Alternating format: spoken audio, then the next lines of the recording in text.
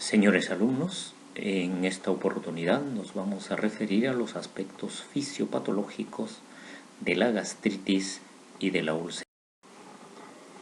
La gastritis es un proceso inflamatorio de la mucosa gástrica y puede clasificarse en dos grupos, una gastritis aguda y una gastritis crónica.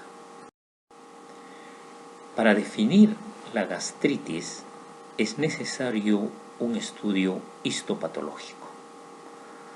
Esto nos definirá estrictamente la gastritis. Por tanto, cuando hablamos de gastritis, nos referimos a una condición inflamatoria asociada a daño de la mucosa gástrica. Se diferencia de la gastropatía porque en la gastropatía hay daño epitelial y regeneración, sin inflamación o mínima. Gastritis aguda se va a caracterizar por la presencia de hemorragia y edema en la lámina propia. Hay necrosis en la mucosa, infiltración de polimorfonucleares y presencia de erosiones en la superficie epitelial. Podemos evidenciar acá al costado derecho una imagen endoscópica de una gastritis aguda. Acá evidenciamos lesiones erosivas difusas de grado moderado acompañado de edema. La gastritis crónica se caracteriza por una infiltración de células linfoides y plasmáticas. Coexiste con un infiltrado de polimorfonucleares de grado variable. La gastritis crónica es importante el estudio porque va a presentar una inflamación progresiva paso a paso. Una mucosa normal pasa a una gastritis superficial. Esta gastritis superficial progresa a una gastritis atrófica. Esta continúa una metaplasia intestinal, se transforma en displasia y puede llegar al cáncer gástrico. Por tanto, el estudio de la gastritis es fundamental. La evaluación de la gastritis se realiza por un sistema OLGA. OLGA es un acrónimo que comprende el estudio de la atrofia que va a persistir en el antro y en el cuerpo. Se hace un estadiaje. Si se encuentra un OLGA 3 o un OLGA 4, el riesgo de cáncer gástrico es alto. La gastritis crónica puede estar asociada al Helicobacter pylori en un 80 a un 90%, o la gastritis crónica puede estar libre del Helicobacter pylori de un 10 a un 20%. La gastritis, cuando está libre del Helicobacter pylori, puede clasificarse en tres grupos. El primero, ser difusa. Dentro de ellas tendremos a la gastritis autoinmune, gastritis linfocítica, la gastritis eosinofílica, gastritis colágena o la gastritis nodular. El segundo grupo está asociado a una gastritis post-trasplante o a una enfermedad inflamatoria intestinal. Y el tercer grupo está relacionado a la presencia de sarcoidosis, de cuerpos extraños, de procesos infecciosos, de la enfermedad de Crohn, parásitos, bacterias y en algunos casos virus. La gastritis autoinmune.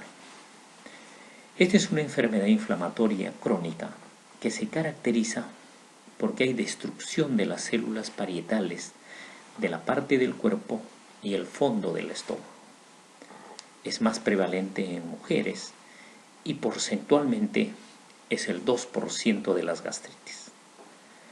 Se caracteriza porque hay una disminución del pepsinógeno de tipo 1 y la relación pepsinógeno 1-2 es menor de 3. Además, se puede encontrar acloridria asociada a una hipergastrinemia. También podemos evidenciar en algunos casos anemia perniciosa. Y aproximadamente en 1/3 de los casos se asocia a una tiroiditis autoinmune. Y el 6 al 10% puede estar asociado a una diabetes mellitus del tipo 1. La gastritis autoinmune va a requerir la suplementación de hierro, ácido fólico y vitamina B12, porque estos 3 elementos no se van a absorber por la ausencia o deficiencia del ácido. Si se asocia la gastritis autoinmune al Helicobacter pylori, es necesario erradicar el Helicobacter. El diagnóstico de otras enfermedades autoinmunes concomitantes es fundamental. Como hemos dicho, la diabetes del tipo 1 y la tiroiditis autoinmune. Esta gastritis debemos de seguir un estudio endoscópico estratificando con el sistema Olga, porque se puede asociar a tumores neuroendocrinos. Estos tumores neuroendocrinos pueden ser resecados endoscópicamente o ser resecados por la cirugía. El seguimiento de 6 a 12 meses puede evidenciar posteriormente una recurrencia del 60%. La gastritis autoinmune. Es necesario el estudio del hierro sérico, de los niveles de vitamina B12, con una videoendoscopía alta, realizar las biopsias de seguimiento, el estudio sérico de los anticuerpos contra las células parietales, que tienen una sensibilidad del 90% y una especificidad del 80%. Adicionalmente, podemos hacer el estudio de anticuerpos contra el factor intrínseco de la vitamina B12. Hay una sensibilidad del 60% y una especificidad que va dentro del 90 al 100%. La gastritis eosinofílica. La prevalencia mundial es de 6.3 por 100.000 habitantes. En Estados Unidos es de 22 a 28 por 100.000 habitantes.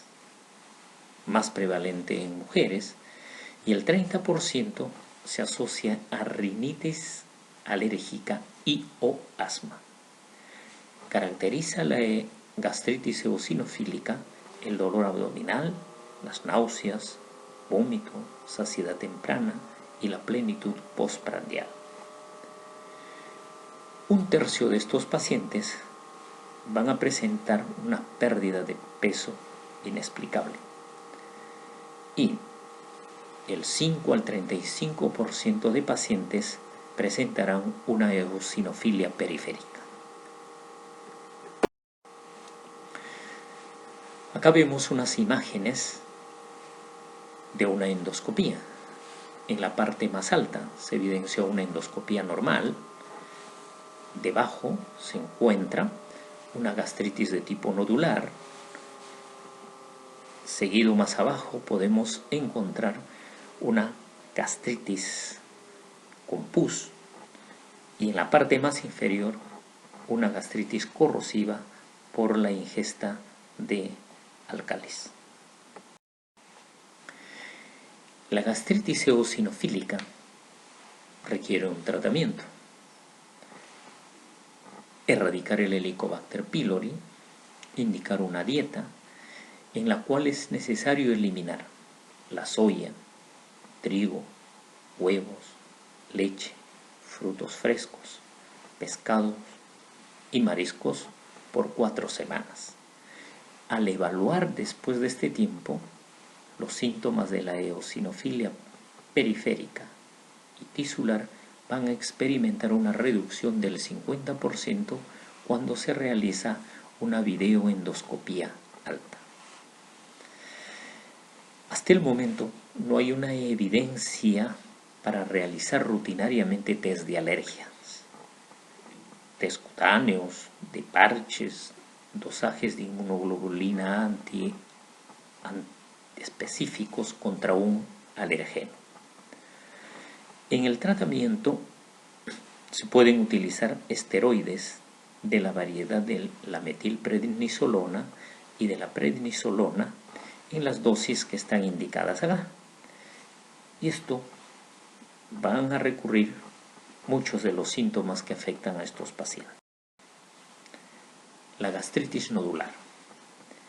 La gastritis nodular está muy asociada al Helicobacter pylori.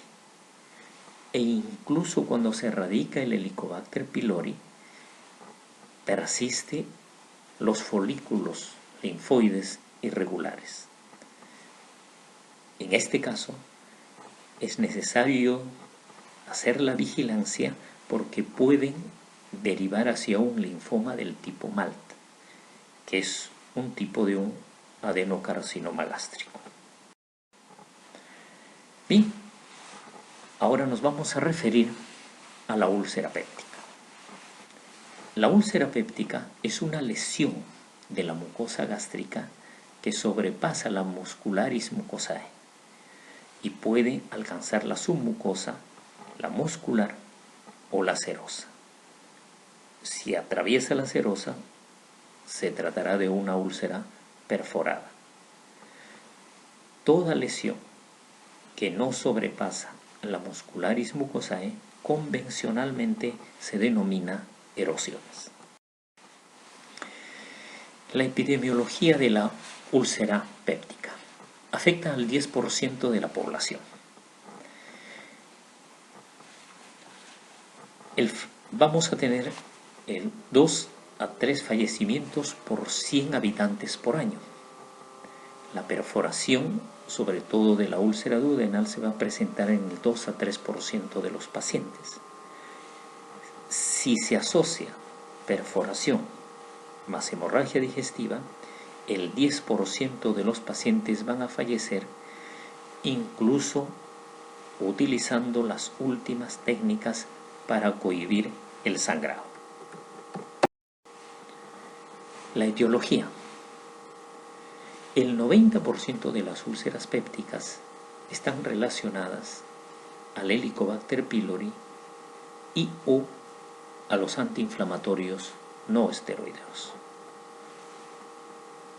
El resto del porcentaje puede estar asociados a una gran variedad de entidades, tales como las úlceras de estrés, a una hipersecreción ácida, a gastrinomas, a síndromes mieloproliferativos, hiperfunción en las células geantrales. Aún todavía hay un grupo de idiopáticas que no sabemos cuál es la causa.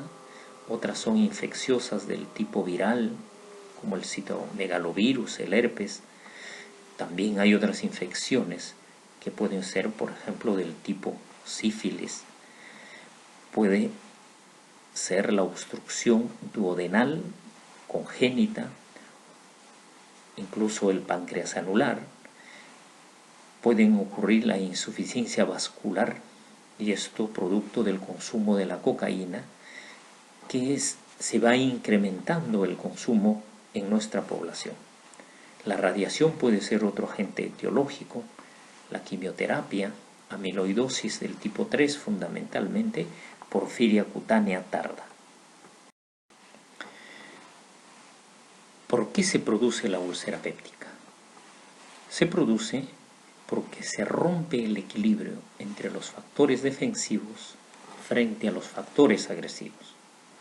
Los factores defensivos disminuyen considerablemente, tales como el moco, bicarbonato, capa de fosfolípidos, el recambio celular, la angiogénesis y el flujo sanguíneo, las prostaglandinas y factores del crecimiento. y los factores agresivos predominan, tales como la pepsina, el ácido clorhídrico, el Helicobacter pylori, los antiinflamatorios no esteroideos, el ácido acetilsalicílico, el estrés fisiológico, el consumo de tabaco y alcohol y la presencia de sales biliares en el estómago. Por tanto, en la etiopatogenia de la úlcera péptica generalmente es multifactorial. Por ello, participan factores genéticos, por ejemplo, tabaco, el estrés, el Helicobacter pylori, el consumo de antiinflamatorios, que van produciendo daños a la barrera de la mucosa. A todo esto se asocia mayor producción de pepsina y ello confluye produciendo una úlcera péptica. Frente a la úlcera péptica, inmediatamente el organismo pone en marcha mecanismos de reparación.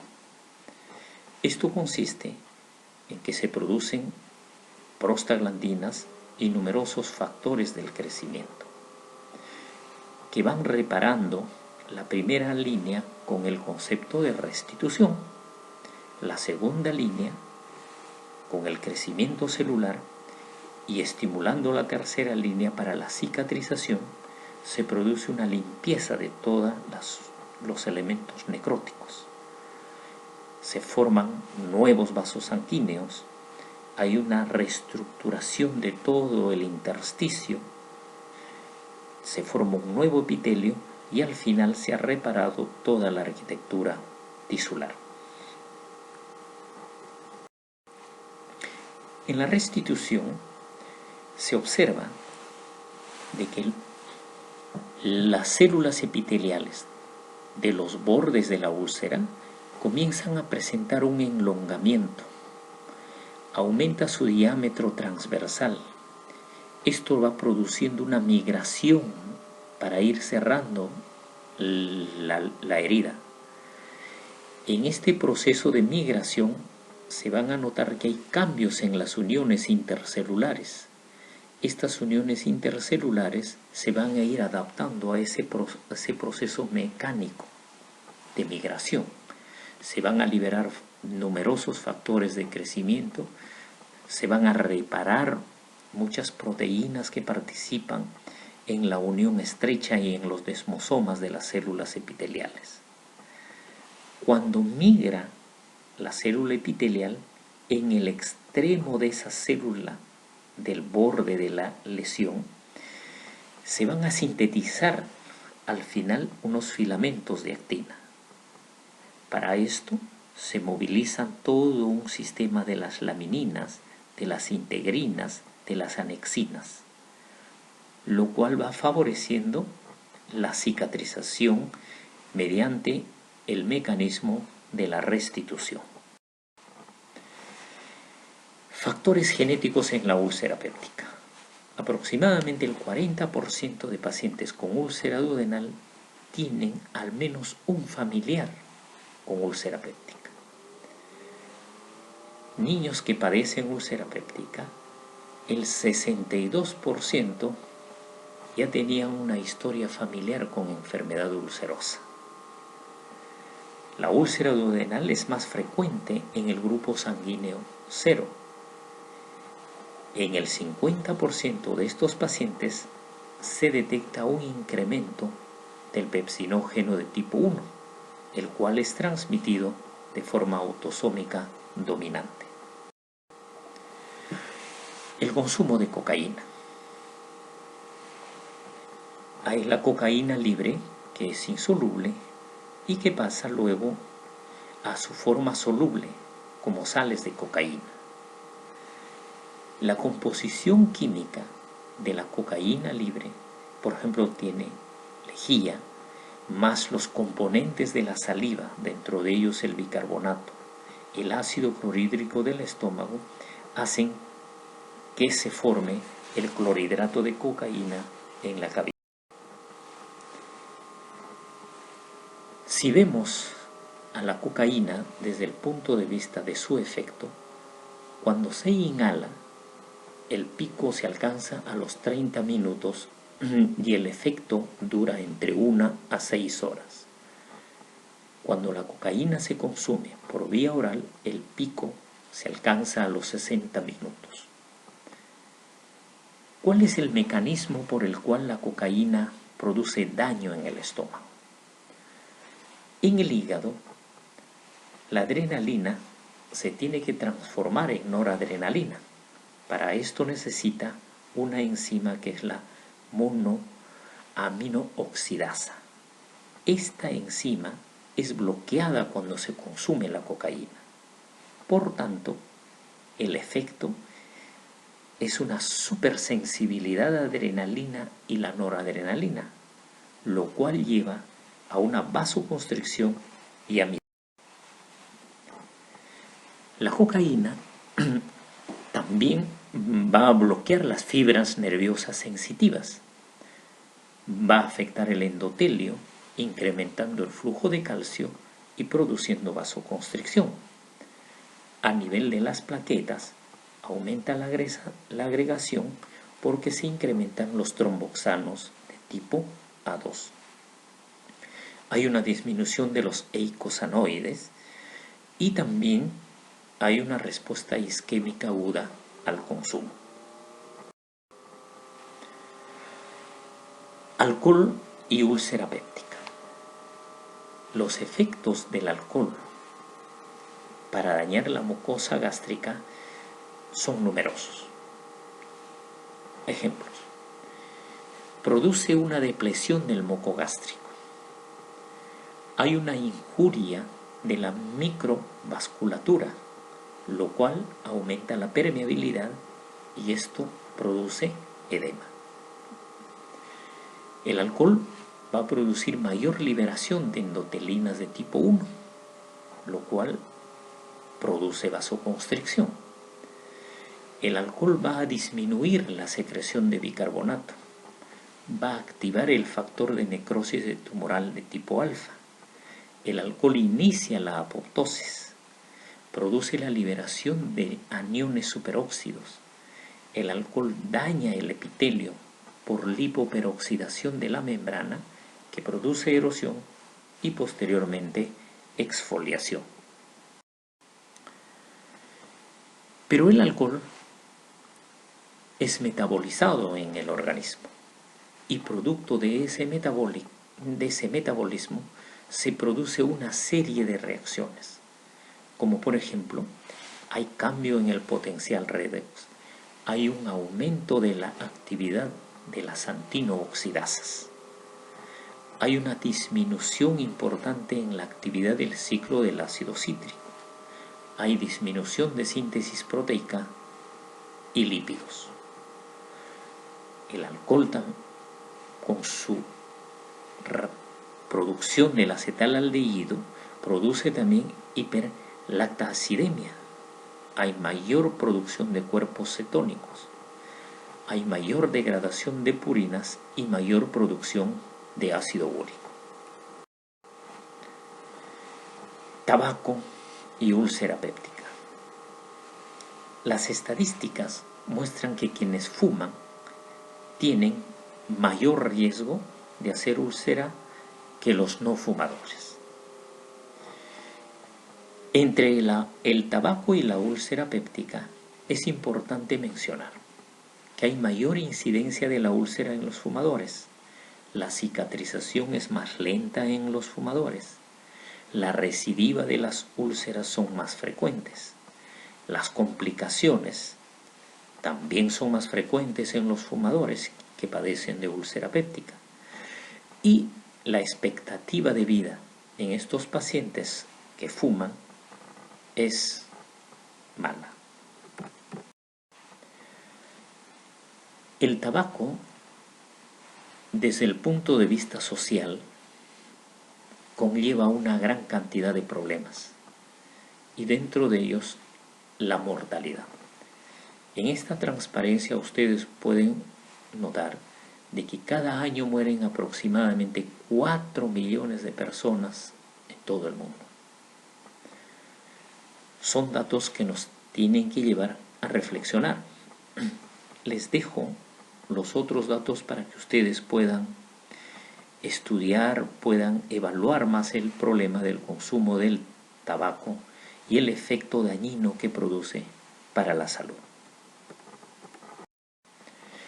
El tabaco, en su forma gaseosa, produce una gran cantidad de sustancias, como pueden observar, desde el dióxido de carbono, monóxido de carbono, óxido nitroso, metano, acetalaldehído, isopreno, acetona, 2-butanona, tolueno, acroleína, amoníaco, benceno, una serie de nitrosamidas, nitrobencenos, los cuales son muy tóxicas para nuestra salud.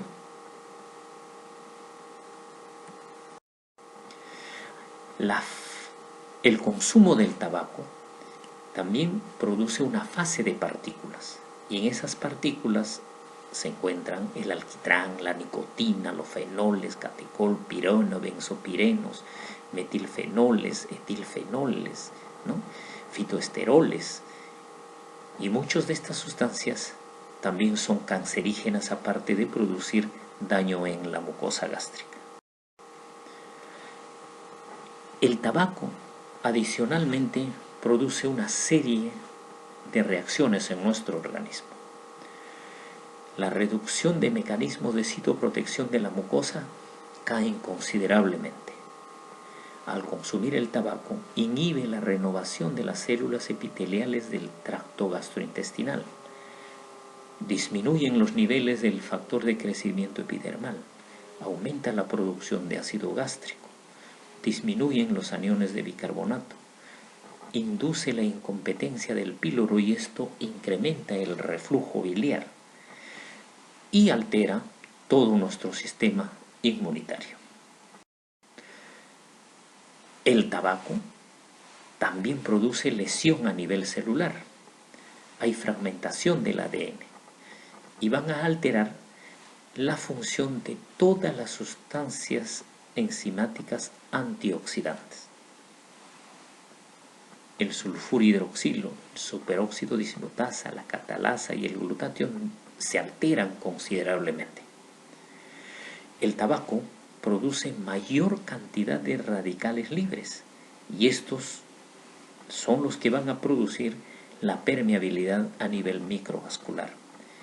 El consumo del tabaco conlleva a una infiltración de las células plasmáticas y macrófagos en las células endoteliales gástricas. Acá podemos evidenciar una endoscopía gástrica en la cual se ve una úlcera gigante. Es impresionante esta imagen y en muchos casos puede pensarse de que se trata de un cáncer gástrico. Estas úlceras gigantes son difíciles de cicatrizar, se retardan mucho en el crecimiento y tienden a complicarse mayormente con sangrado o perforaciones.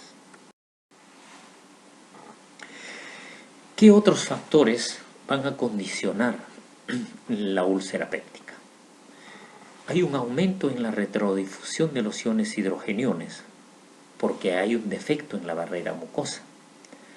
Hay un retardo en el vaciamiento gástrico.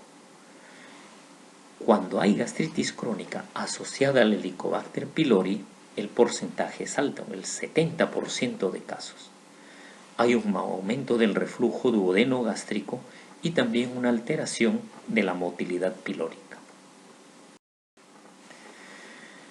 En los pacientes que padecen de úlcera, si se hace el estudio, ¿cuál es la respuesta frente a la ingesta de diversos alimentos en el día? En esta lámina podemos evidenciar de que los pacientes ulcerosos, que son las líneas rojas, producen mayor cantidad de secreción de ácido, a diferencia de los individuos normales que en el gráfico están representados de color azul. Tras la ingesta de un alimento determinado, siempre los pacientes ulcerosos duodenales producen mayor cantidad de ácido. Secreción gástrica y la úlcera duodenal. A nivel gástrico aumenta la capacidad de secreción basal, la secreción máxima y la mayor producción del ácido total. Este ácido total se produce más durante el día, durante la noche y después de la ingesta de un alimento. También hay mayor carga de ácido hacia el duodeno y concomitantemente hay mayor producción de pepsina, lo cual va a lesionar el epitelio de la mucosa gastroduodenal. En esta transparencia se mide el débito ácido basal y se va comparando entre el individuo normal y la localización de la úlcera en el estómago y en el duodeno. Se puede observar de que los pacientes que tienen una úlcera duodenal en el fondo, en el antro, a nivel prepilórico, a nivel del canal pilórico, la producción de débito ácido basal no supera los 10 miliequivalentes por hora. A diferencia del paciente que tiene úlcera duodenal, la producción de ácido basal es mayor de 10 miliequivalentes por hora. ¿Esto qué significa? De que la úlcera gástrica puede ser normoácida o hipoácida y la úlcera duodenal siempre va a ser hiperácida. ¿Qué otros cambios se producen en el paciente ulceroso? Si en el paciente ulceroso medimos el débito ácido basal, el débito ácido máximo y el débito ácido estimulado, hay una diferencia importante en estas tres situaciones. Observen que los pacientes controles que están en azul responden en un nivel mucho menor en relación a los pacientes ulcerosos duodenales que está representado en rojo, tanto a nivel basal, tanto a nivel estimulado, en este caso por una comida ficticia, o la estimulación máxima que se ha realizado usando la pentagastrina.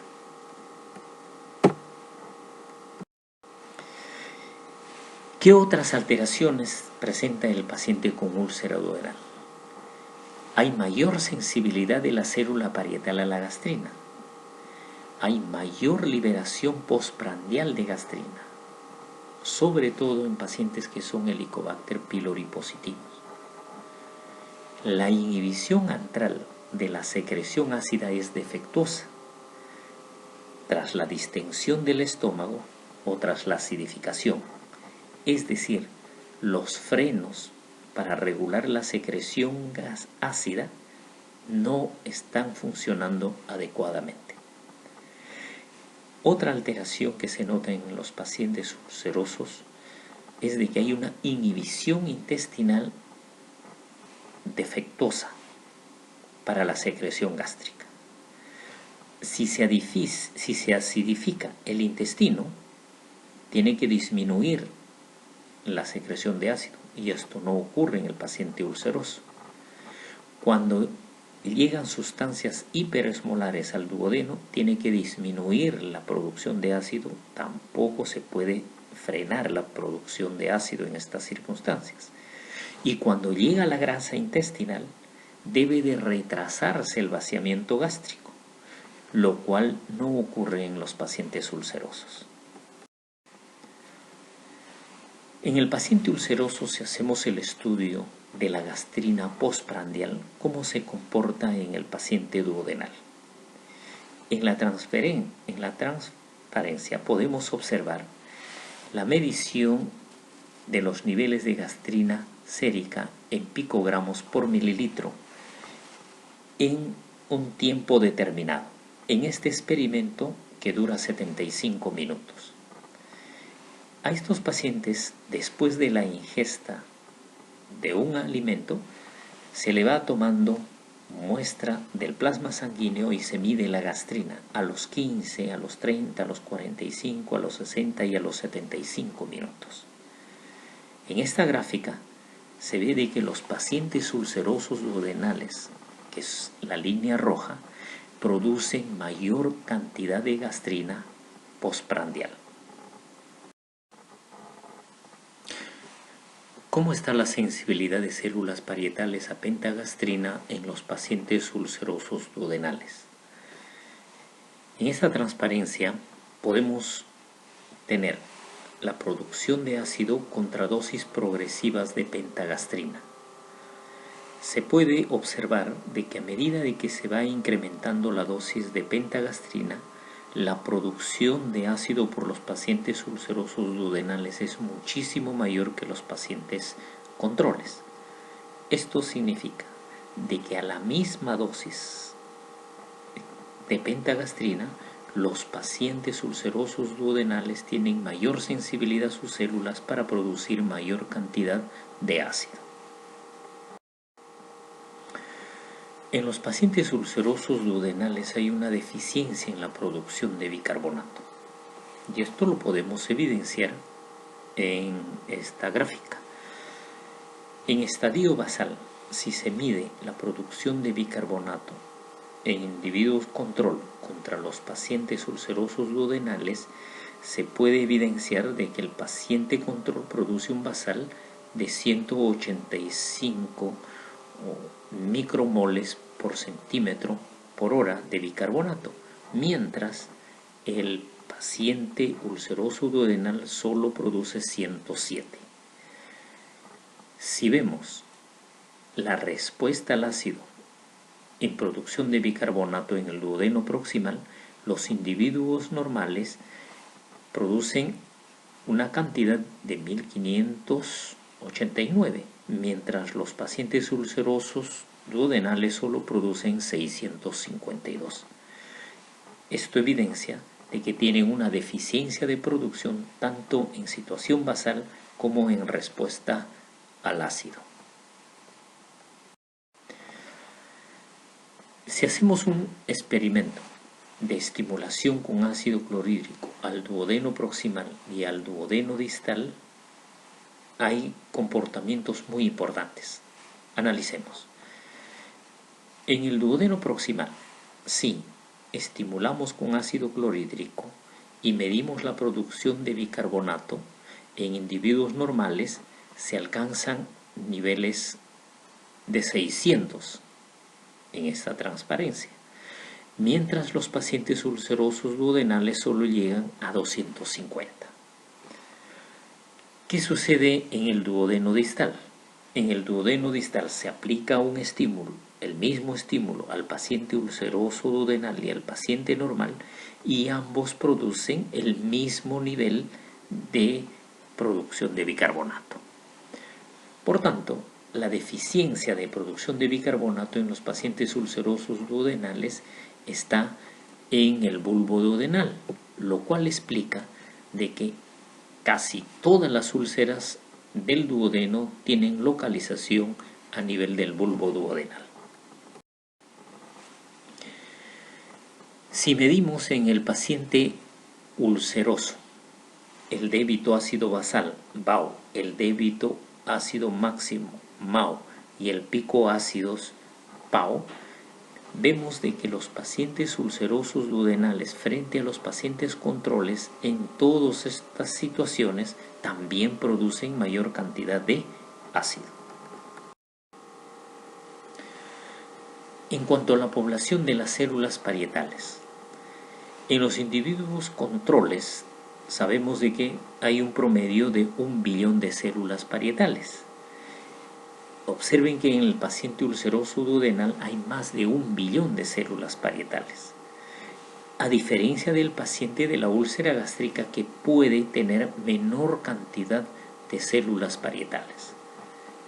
Esto explica que las úlceras gástricas pueden ir con hipoacidez porque tienen menor cantidad de células parietales, y los pacientes ulcerosos duodenales van con hiperacidez porque tienen mayor cantidad de células parietales.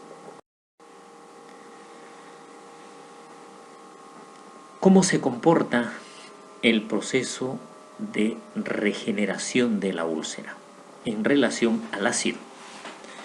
En esta gráfica vemos en un lado la actividad proteolítica del ácido y en el otro extremo vemos la actividad mitógena para la cicatrización de la úlcera.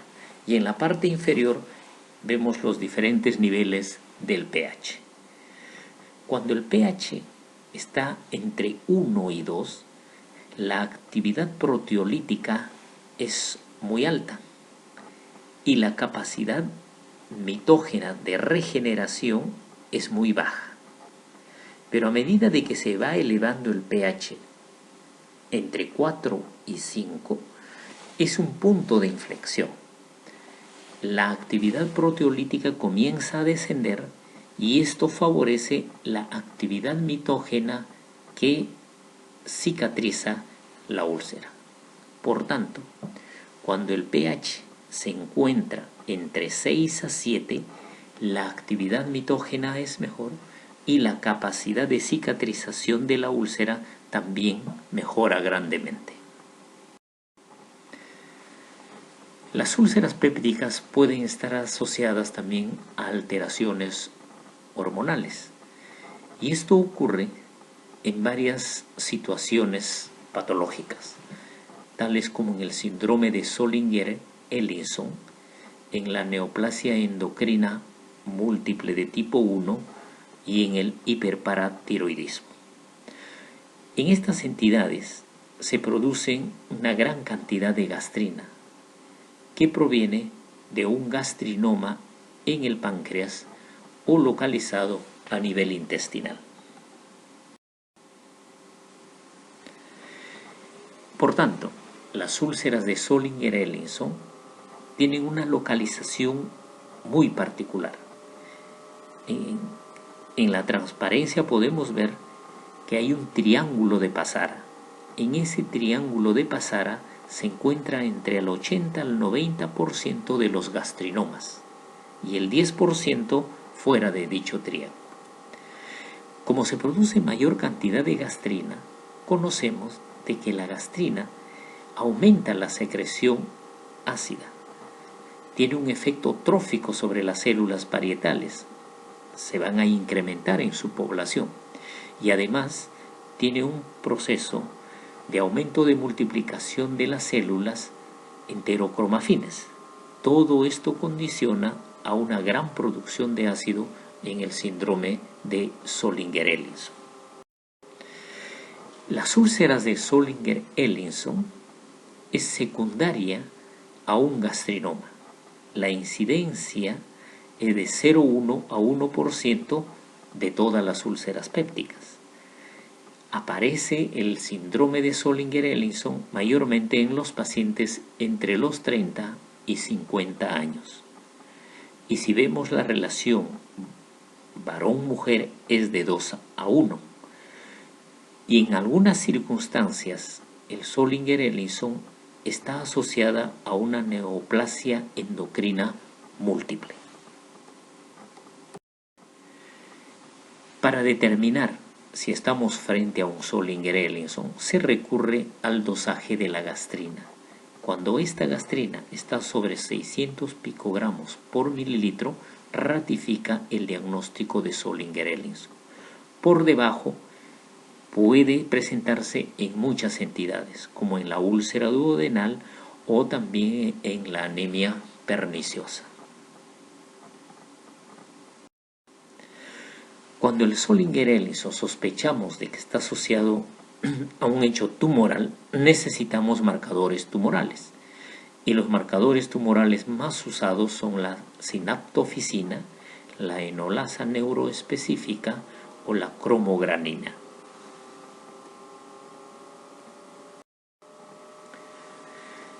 Las úlceras de estrés.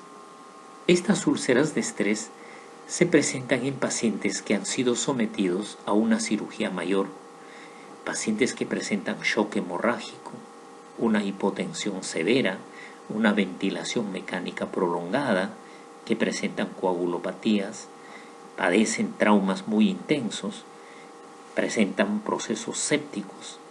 En pacientes grandes quemados aparecen las úlceras de Curling. En los pacientes con enfermedades graves del sistema nervioso central, las famosas úlceras de Cushing, o en otras enfermedades graves sistémicas, como por ejemplo del tipo hepática, la cirrosis hepática, de tipo renal, las insuficiencias renales crónicas, las respiratorias, las fibrosis pulmonares.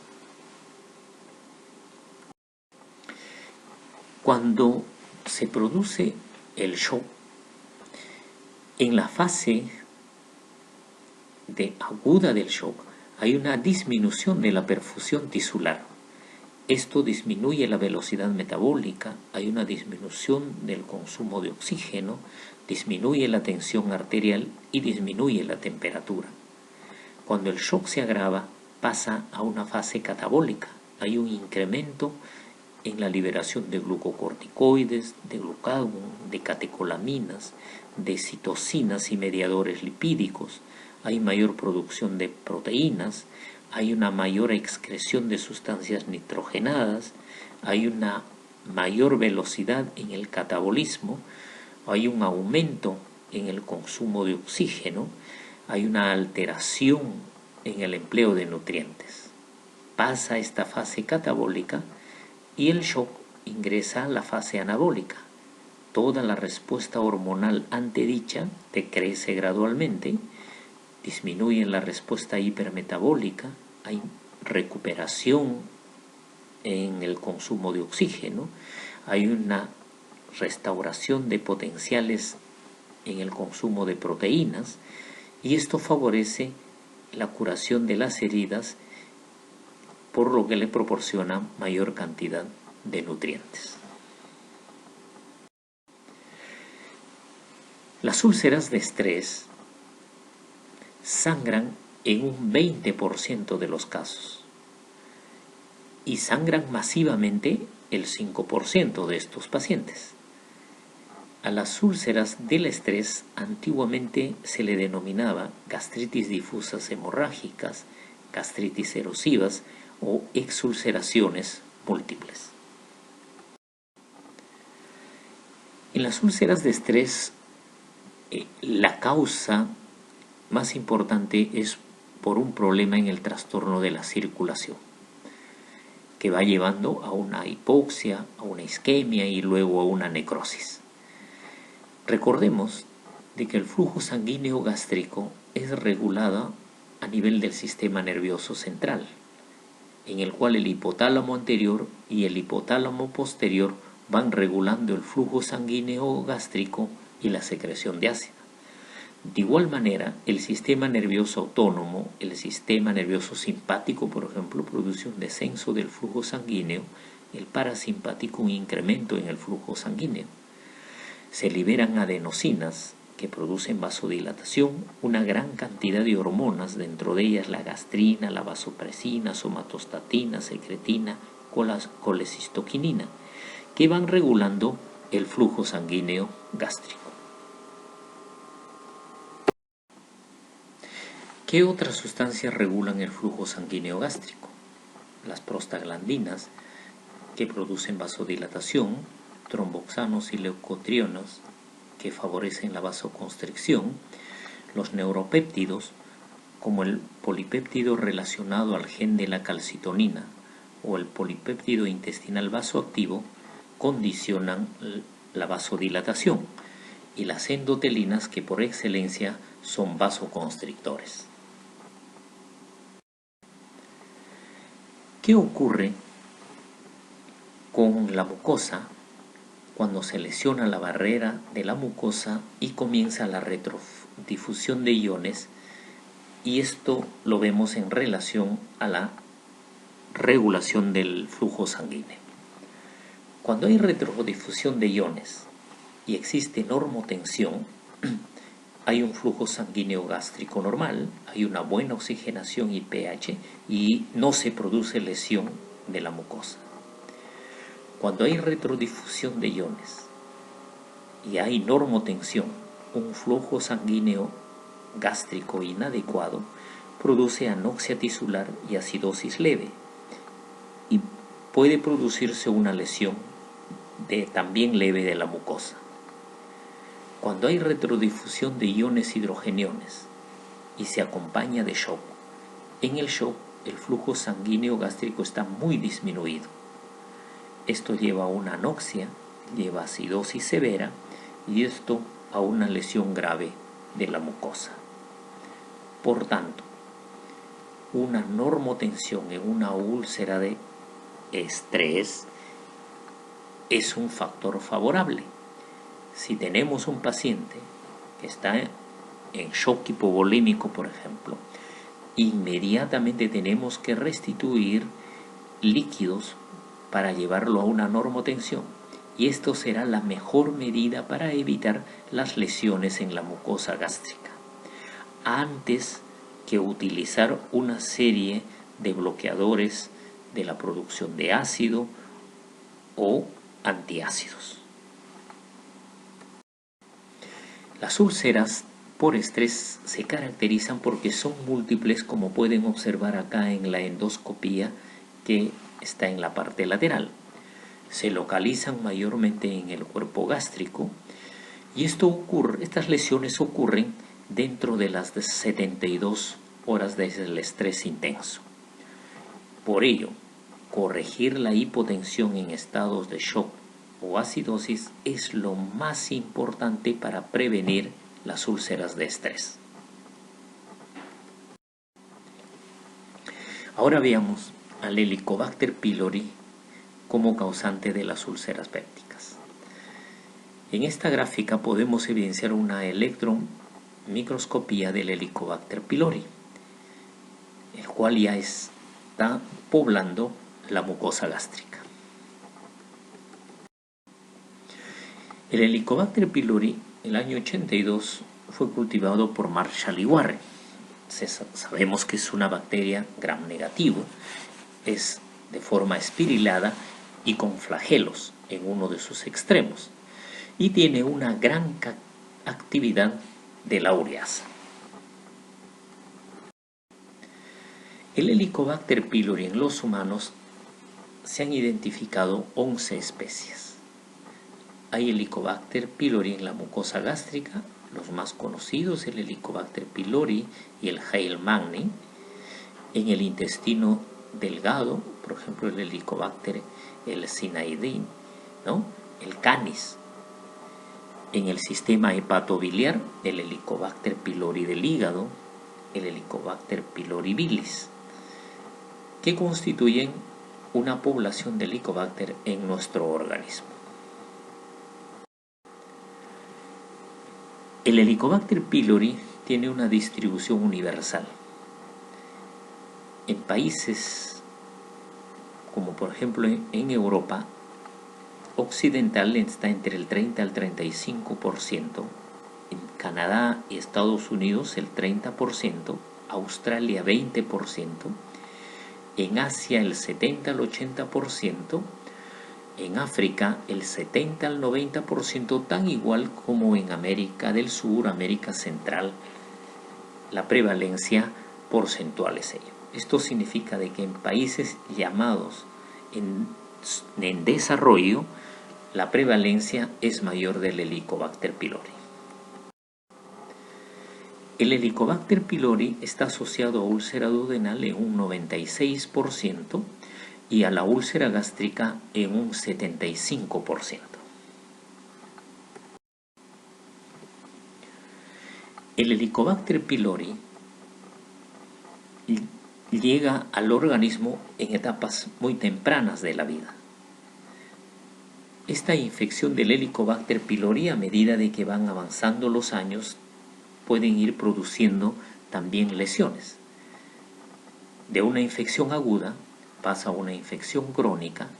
La infección crónica puede llevar a una gastritis. Esta gastritis puede terminar en una úlcera duodenal. El Helicobacter pylori puede llevar también a una pangastritis no atrófica, que puede terminar en un linfoma tipo MALT o en algunos pacientes que pueden ser asintomáticos. Cuando el Helicobacter pylori está predominantemente en cuerpo y produce una gastritis atrófica, puede llevar a una úlcera gástrica, puede evolucionar esta gastritis atrófica a metaplasia intestinal, a displasia, y esto llevar a un cáncer gástrico. ¿Qué sucede cuando el Helicobacter llega por primera vez al estómago? Como podemos ver en el esquema 1, el Helicobacter pylori mecánicamente trata de atravesar la capa de moco. En la gráfica 2 vemos cómo el Helicobacter se ha adherido al epitelio, se ha fijado al epitelio y comienza a constituir un microambiente liberando la ureasa. Liberando la ureasa va a neutralizar el ácido gástrico. ¿Por qué? Porque el amoníaco es un elemento importante para darle esa burbuja donde puede seguir reproduciéndose y bloquea que el ácido le haga daño. En la gráfica 3 vemos cómo se multiplican la cantidad del Helicobacter pylori, siguen llegando otros Helicobacter pylori. Esa cantidad de Helicobacter pylori que está a nivel de la mucosa gástrica va produciendo daño del moco, va permeabilizando al moco, aumenta el proceso inflamatorio, lesionan a las células del revestimiento epitelial, produciendo ya ruptura de la barrera mucosa, lo cual terminará en una úlcera péptica. Cuando llega el Helicobacter pylori a la superficie del epitelio, inmediatamente hay una interacción entre la bacteria y el epitelio. El epitelio produce una serie de sustancias reactantes. A nivel de la lámina propia se produce una respuesta inflamatoria frente a la presencia del Helicobacter pylori, y esto también tiene que ver con el proceso de irrigación. La irrigación de la mucosa se va a modificar grandemente, lo cual va a favorecer una respuesta inflamatoria.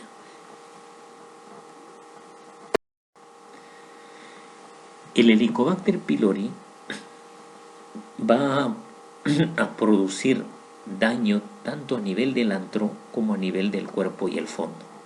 Como hemos visto anteriormente, la presencia del Helicobacter pylori produce una respuesta inflamatoria muy intensa y va a activar a los linfocitos T de tipo 1, a los macrófagos, a los polimorfonucleares. A nivel del antro, en la gráfica A, vemos que los linfocitos T de esa respuesta inflamatoria sobre las células D que producen somatostatina los van a inhibir mediante el interferón de tipo gamma. Este linfocito de tipo T1 va a producir este interferón de tipo gamma más el factor de necrosis tumoral, y a nivel de las células G van a estimular la producción de ácido, mientras que los macrófagos van a producir interleuquina 8, factor de necrosis tumoral alfa, que también van a estimular a las células G. Los polimorfonucleares que producen la interleuquina 8 también van hacia las células G, estimulando la mayor producción de gastrina. ¿Qué ocurre a nivel del antro sobre las células D?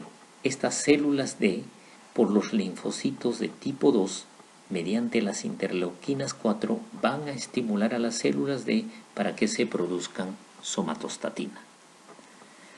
En el gráfico B, que representa el cuerpo y el fondo, los linfocitos del tipo T1 producen el factor de necrosis de tumoral alfa, que va a disminuir la producción de ácido en las células parietales, mientras que los macrófagos van a producir la interleuquina 1 beta, que también va a tener un efecto inhibitorio en la producción del ácido.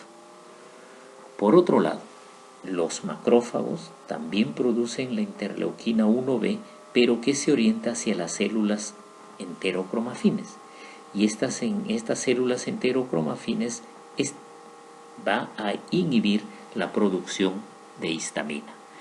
Esta es la respuesta inflamatoria frente a la presencia del Helicobacter pylori.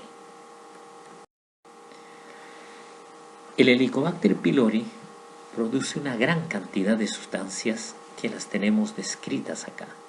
Las ureasas, proteínas de shock por calor, proteínas de inhibición del ácido, las adhesinas, mucinas, fosfolipasas, superóxidos, catalasas y toxinas vacuolizantes.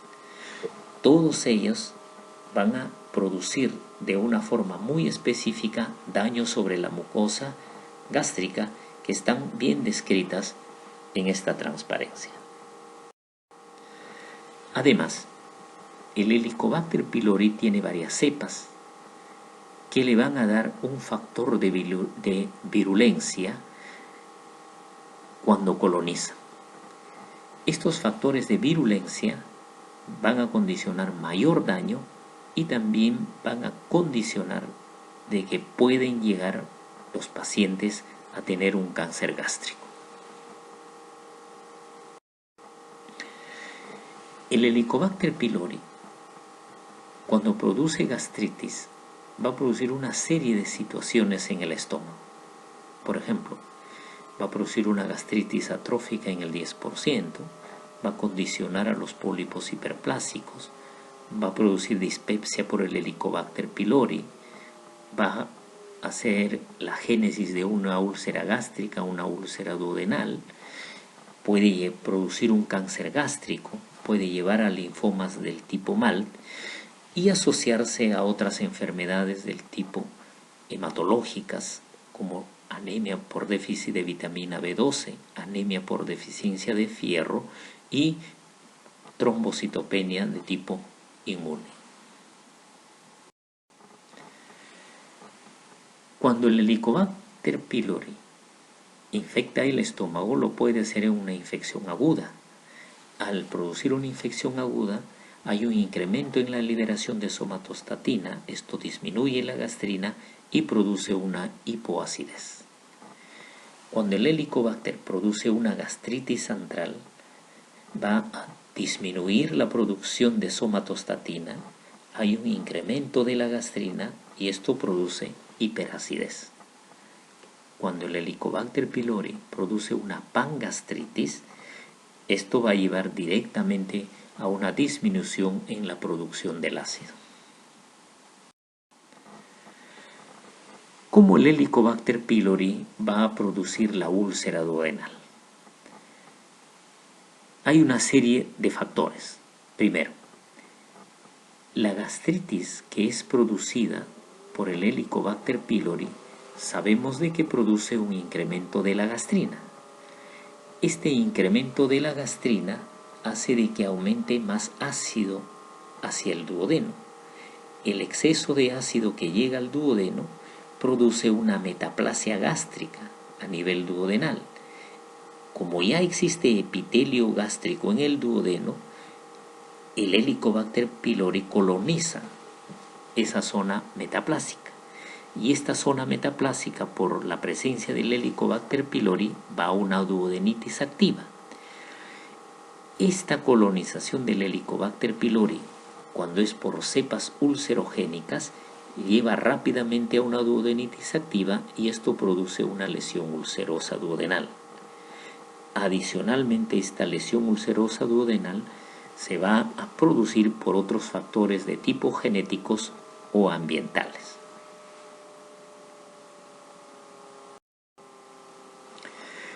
Cuando el Helicobacter pylori está produciendo la gastritis, también altera la producción del pepsinógeno.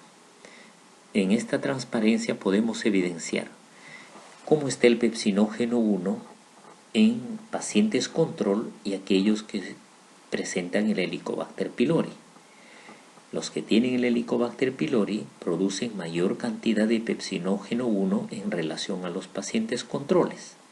En cuanto al pepsinógeno 2, de igual manera, los pacientes que tienen el Helicobacter pylori producen más pepsinógeno 2 que los pacientes controles que no tienen el Helicobacter pylori.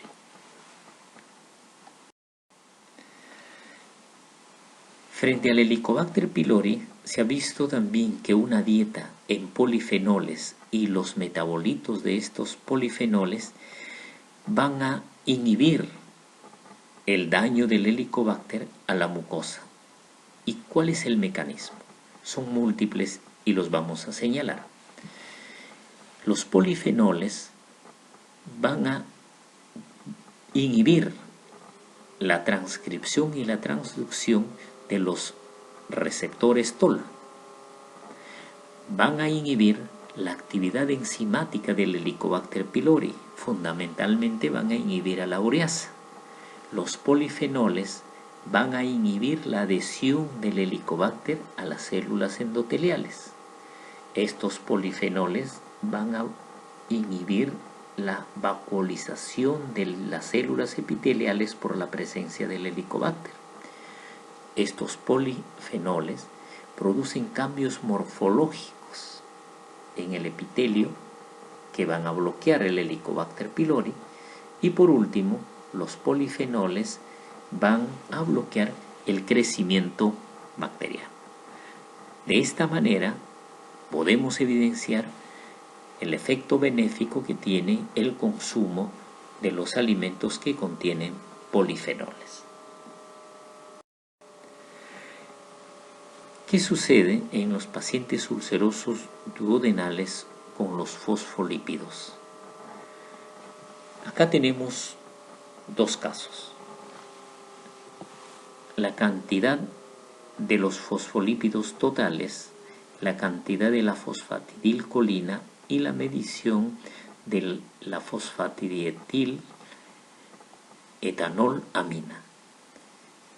En los pacientes que son Helicobacter pylori negativo, frente a los pacientes Helicobacter pylori positivo, podemos ver de que hay una disminución estadísticamente significativa en el total de fosfolípidos.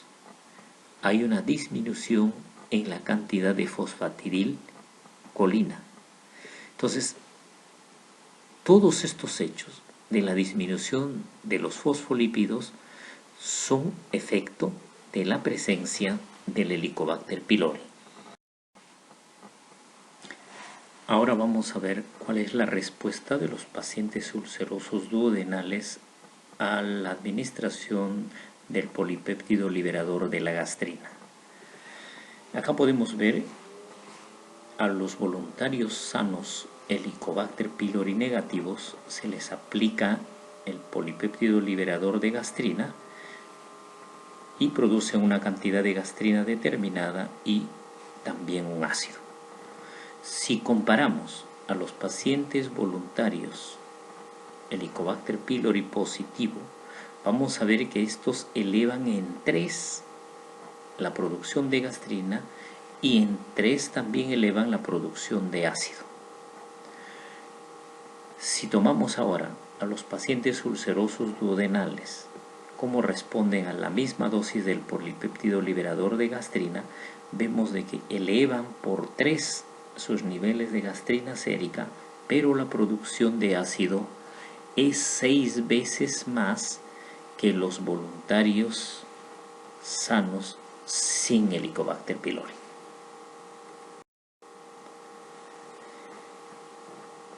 ¿Cómo está la producción de ácido estimulado en los pacientes ulcerosos duodenales o en pacientes que son portadores de Helicobacter pylori, comparándolos con individuos sanos que no tienen el Helicobacter pylori?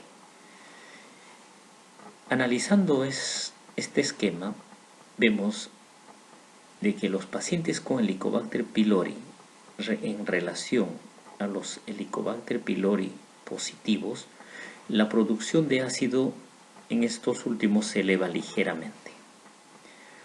Si comparamos el Helicobacter pylori positivo, pacientes con úlcera duodenal, vemos de que los niveles de producción de ácido es muchísimo mayor que los dos anteriores. Por tanto, a estos pacientes que son portadores de úlcera duodenal con Helicobacter pylori, se les da un tratamiento contra el Helicobacter pylori. Posteriormente se hace un seguimiento de un año.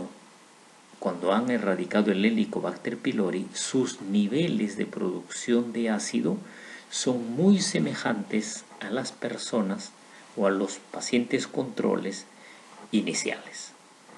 Esto demuestra de que todo paciente que es portador de Helicobacter pylori necesariamente tiene que ser tratado para erradicar la bacteria y de esta manera regular la producción del ácido.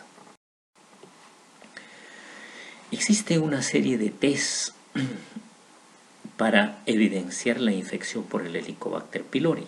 Hay de los no invasivos y de los invasivos. Dentro de los no invasivos, el más aceptado y el que mejor resultados nos da es el test del aire expirado. La serología tiene muchas limitaciones para determinar la infección por el Helicobacter pylori, sobre todo después del tratamiento. Y dentro de los invasivos, el recomendado por excelencia es el de tipo histológico. Si lo comparamos contra el test de la ureasa rápida.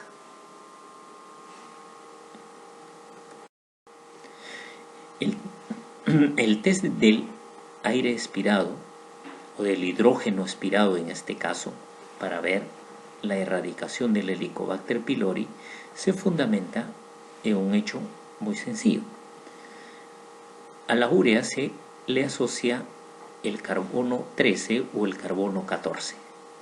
Cuando esta urea llega al estómago, existe la bacteria. Esta bacteria libera la ureasa. La ureasa actúa sobre la urea administrada y va a producir amoníaco y CO2. Pero ese CO2 va a ser con el carbono proveniente de la urea. Eso pasa a la circulación sanguínea, llega a los pulmones y eliminamos el CO2 por los pulmones. En la gráfica podemos ver en el tiempo, luego de administrado, a la hora, en los niveles basales uniformes son los que están en negativo, pero antes de la hora, quienes son positivos comienzan a elevar la cantidad de el aire expirado, se va haciendo más abundante a medida que el tiempo va pasando. Esto significa de que el Helicobacter pylori está presente en el estómago. El Helicobacter pylori ha sido declarado como un elemento carcinogenético y la vía por la cual nos va a llevar al cáncer es la siguiente. Una mucosa normal, cuando es infectada por el Helicobacter pylori, lleva una gastritis superficial. Esta gastritis superficial, por las cepas muy tóxicas, lleva una gastritis atrófica, y esta gastritis atrófica pasa a metaplasia intestinal, continúa una displasia y llega a cáncer. Pero el cáncer no es únicamente producida por el Helicobacter pylori o condicionada por el Helicobacter pylori, sino que es multifactorial. Dentro de los otros factores muy bien conocidos es el consumo excesivo de sal, los fumadores, quienes consumen poca cantidad de vitamina C y los que consumen menor cantidad de frutas. Y eso ya lo hemos revisado anteriormente por los polifenoles, porque los polifenoles tienen un efecto citoprotector. Adicionalmente, el mismo Helicobacter pylori va a producir el amonio, los radicales libres, es el sobrecrecimiento bacteriano que va a producir más nitrosaminas, va a haber más proliferación y consumo de vitamina C. Entonces, todos estos factores se unen para poder condicionar la aparición del cáncer gástrico con intermediario del Helicobacter pylori. ¿Todos los que son portadores del Helicobacter pylori van a ir a cáncer gástrico? No es así. El Helicobacter pylori va a aumentar el riesgo de cáncer gástrico en un promedio de 5.9 veces. Solo el 3% de portadores del Helicobacter pylori que no son tratados adecuadamente pueden llegar al cáncer gástrico.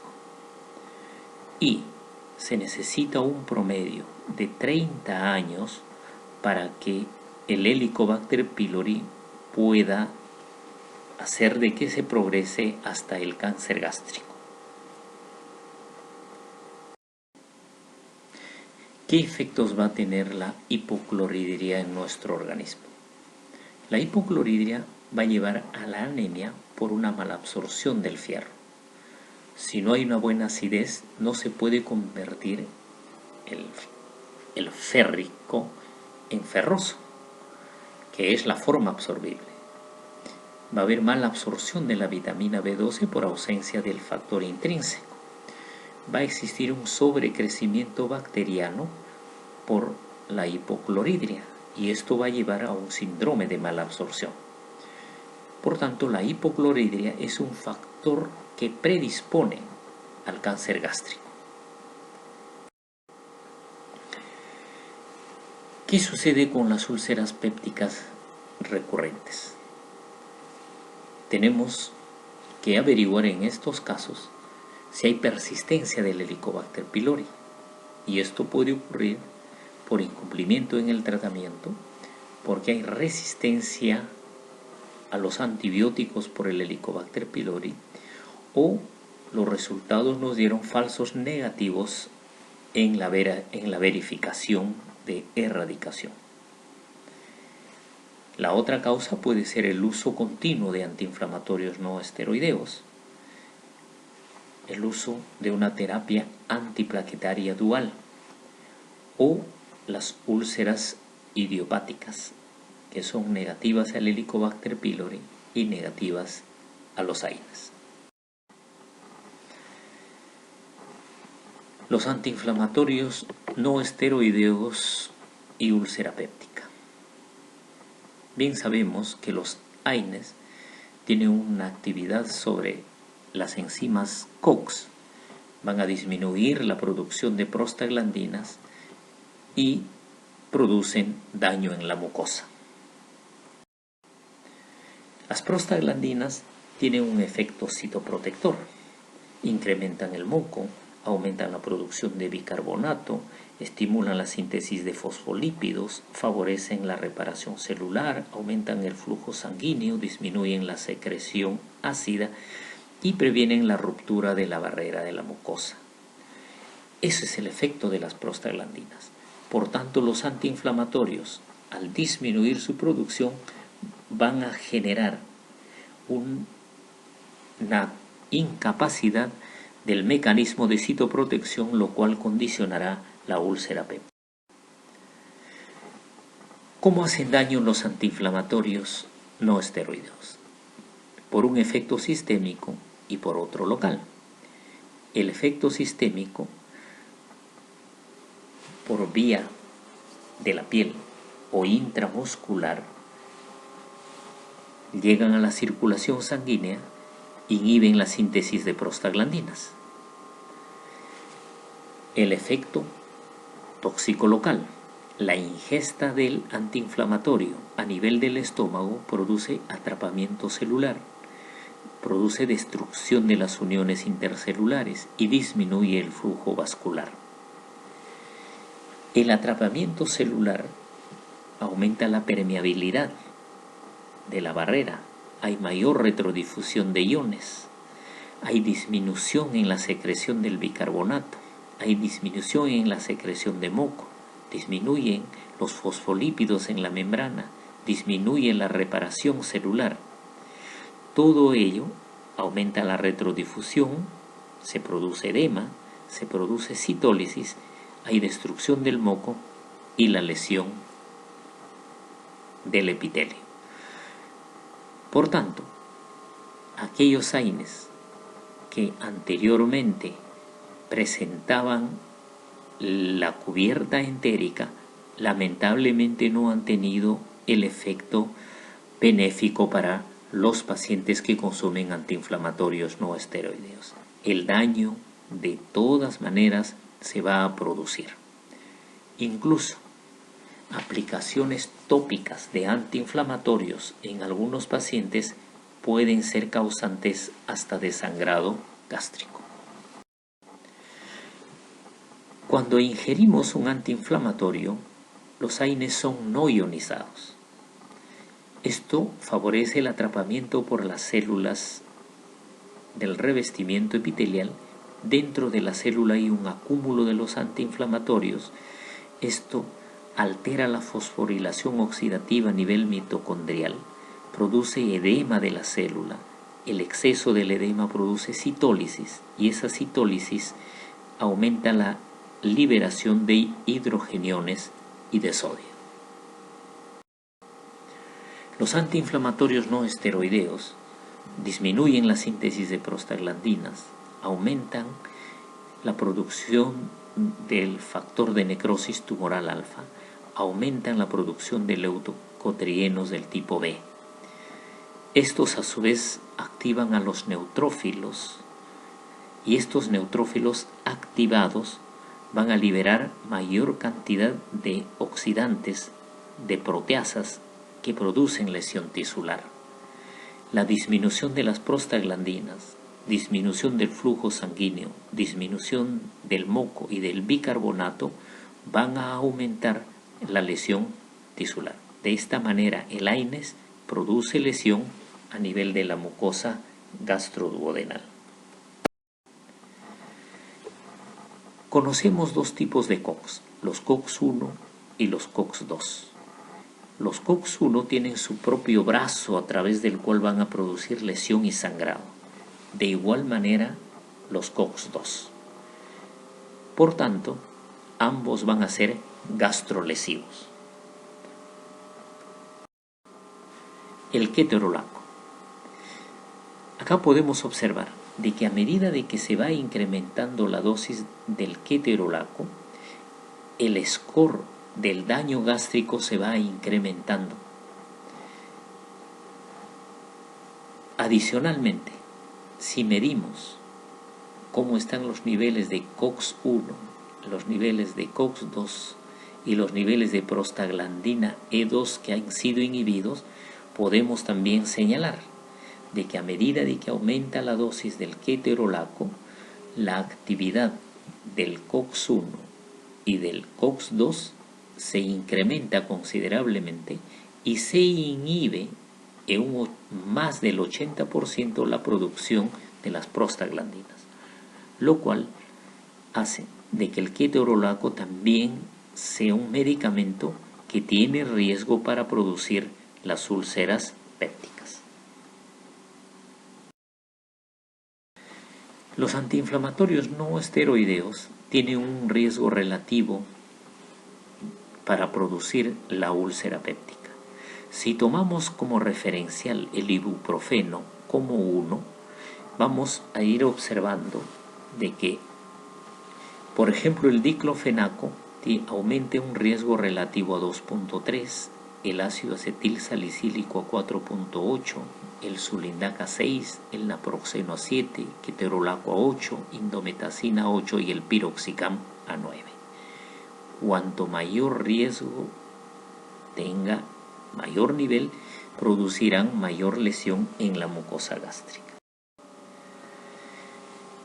¿Qué características tienen los COX-1, COX-2 y los antiinflamatorios? Veamos tres grupos inicialmente. El primer grupo, los que inhiben completamente ambas isoformas, COX-1, COX-2. Dentro de ellos tenemos al ácido acetil salicílico, al ibuprofeno, naproxeno e indometacina. El que inhibe débilmente ambas isoformas, COX-1, COX-2, el paracetamol. Y un tercer grupo, los que inhiben COX-2 con altísima selectividad, de 2 a 100 veces mayor que el COX-1. Dentro de ellos están el celecoxib, el heterocoxib, el diclofenaco y el meloxicam. Veamos el otro grupo. En cuanto a las características de la vida media. Según la vida media, hay antiinflamatorios que tienen una vida media muy corta. El ácido acetilsalicílico, paracetamol, ibuprofeno, diclofenaco e indometacina. Los que tienen un tiempo de vida intermediaria, entre 6 a 14 horas, el naproxeno y el celecoxib. Y aquellos que tienen una vida prolongada, promedio de 20 horas, el meloxicam. Muchos pacientes van a tener la necesidad de utilizar el antiinflamatorio no esteroideo. Si existe esta situación, tenemos que tener en cuenta que estos pacientes no tengan el Helicobacter pylori, porque el Helicobacter pylori y el antiinflamatorio no esteroideos se dan la mano para producir daño a la mucosa. Por tanto, es recomendable, si un paciente va a seguir, tiene la necesidad de utilizar un antiinflamatorio, erradicar el Helicobacter pylori para disminuir el riesgo de daño celular. Cuando consumimos un antiinflamatorio no esteroideo, a veces los consumimos en dosis única o por determinados tiempos prolongados. Acá podemos ver de que el daño por el antiinflamatorio no esteroideo se va incrementando a medida de que van pasando los días. Entre 1 a 30 días el riesgo es de 5.7. Entre 31 y 90 días 3.7. Entre 91 y 180, 4.1, y entre 181 días a 365, 5.1. ¿Esto qué nos indica? De que a medida de que se va consumiendo el antiinflamatorio no esteroideo, hay una disminución del riesgo. Y esto ocurre porque cuando se consume un antiinflamatorio no esteroideo, hay un mecanismo de adaptación del mecanismo de citoprotección. La citoprotección se va adaptando cuando se va consumiendo por más tiempo el antiinflamatorio, y esto hace que disminuya el riesgo de hacer una úlcera péptica con sangrado. Los antiinflamatorios no esteroideos tienen un riesgo relativo para hospitalización de 2.5 y para producir muerte de 5.5. El sangrado de la úlcera está en relación a la dosis del antiinflamatorio. Acá podemos ver a la aspirina. Con una dosis de 75 miligramos, el riesgo de sangrado es 2.3. Cuando se consume 150, 3.2, y 300 a 3.9. Mayor dosis, mayor riesgo. En Estados Unidos midieron el impacto de la mortalidad de por AINES. 15.3 muertes por 100.000 consumidores. Si esto se compara a las muertes por accidentes de tránsito, casi son idénticas. Hay 15 muertes por 100.000 accidentes de carros. Hay 10 muertes por 100.000 accidentes con arma de fuego. Entonces, la tenencia de arma de fuego en Estados Unidos también tiene un riesgo tan alto como el riesgo que tiene el antiinflamatorio para producir muerte. ¿Okay? Bien. Y la mortalidad por AINES es muy similar a la mortalidad por el HIV. ¿Qué factores de riesgo ante el uso de los antiinflamatorios no esteroideos y el ácido acetilsalicílico? Ahora que todo se califica por evidencias, acá tenemos. Cuando un paciente ha tenido una historia previa de úlcera, la evidencia es 1B. Cuando tiene una historia de sangrado, de hemorragia digestiva alta, también es 1B. Cuando es mayor de 65 años, la evidencia es 3. Cuando se usa dosis altas de AINES, la evidencia es 3. Cuando se usa concomitantemente 2 AINES o corticoides o anticoagulantes, la evidencia es 1B.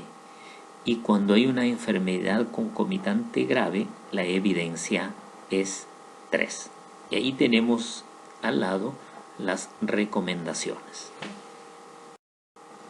¿Qué estrategias para prevenir la gastropatía por AINES? De preferencia, utilizar el AINES menos lesivo y a la menor dosis efectiva posible. Ahora, ¿qué otras estrategias para prevenir el sangrado en grupos de riesgo? Aquellos que tienen bajo riesgo por consumo de AINES no precisan de tratamiento. Aquellos pacientes que tienen un riesgo moderado, es decir, de 1 a 2 factores de riesgo, hay que utilizar un inhibidor de la bomba de protones o misoprostol a las dosis que se indican. Aquellos que tienen alto riesgo, es decir, más de 3 factores de riesgo o historia reciente de úlcera péptica, los COX-2 tienen que usarse simultáneamente con los inhibidores de bomba de protones. Aquellos que han tenido historia de hemorragia digestiva baja o lesiones potencialmente sangrantes en el tracto inferior, la estrategia es utilizar el celecoxib. Acá vemos una imagen de una perforación del intestino. A esto puede llegar los antiinflamatorios no esteroideos. Y por último, los antiinflamatorios no esteroideos van a producir daño a nivel del hígado, daño a nivel de todo el tracto gastrointestinal, daño a nivel cardíaco y también un daño sistémico. Por ello, cuando usemos un antiinflamatorio no esteroideo, tengamos en cuenta estas situaciones. Eso es todo por ahora y muchas gracias.